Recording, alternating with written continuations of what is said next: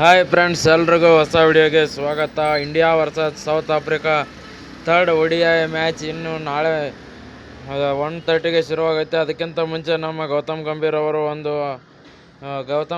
ಕಡೆಯಿಂದ ಒಂದು ಪ್ಲೇಯಿಂಗ್ 11 ಸುಳಿವು ಬಂದಿದೆ. ಹಾಗೆ ಯಾರು ಇಬ್ಬರು ಆಟಗಾರರು ಆಚೆ ಇಡ್ತಿದ್ದಾರೆ ಅದನ್ನೆಲ್ಲ ನೋಡ್ಕೊಂಬರೋಣ. ಅದಕ್ಕಿಂತ ಮುಂಚೆ ನೀವು ನಮ್ಮ ಚಾನಲ್ಗೆ ಹೊಸಬರಾಗಿದ್ದರೆ ಈಗಲೇ ಸಬ್ಸ್ಕ್ರೈಬ್ ಮಾಡ್ಕೊಳ್ಳಿ. ಹಾಗೆ ಪಕ್ಕದಲ್ಲೇ ಇರೋ ಬೆಲ್ ಐಕನ್ ಮೇಲೆ ಆಲ್ ಅಂತ ಕ್ಲಿಕ್ ಮಾಡ್ಕೊಳ್ಳಿ. ಯಾವುದೇ ಹೊಸ ವಿಡಿಯೋ ಅಪ್ಲೋಡ್ ಮಾಡಿದ್ರು ಮೊದಲು ನಿಮಗೆ ನೋಟಿಫಿಕೇಶನ್ ಬರುತ್ತೆ. ಮೊನ್ನೆ 2 ಮ್ಯಾಚಲ್ಲಿ ಬ್ಯಾಟಿಂಗ್ ಲೈನಪ್ಪಲ್ಲಿ ನೋಡೋದಾದರೆ ಯಶಸ್ವಿ ಜೈಸ್ವಾಲ್ ಅವರಿಂದ ಅಷ್ಟೊಂದು ಏನು ಬ್ಯಾಟಿಂಗ್ ಬರ್ತಿಲ್ಲ. ಯಾಕೆ ಅವರು ಫಾರ್ಮಲ್ಲಿ ಇಲ್ಲ ಅಂತ ಹೇಳಿ ಅವರನ್ನು ಕೂಡ ಹೊರಗಡೆ ಇಡೋ ಚಾನ್ಸ್ ಜಾಸ್ತಿ ಇದೆ ಅಂತಲೇ ಹೇಳ್ಬೋದು.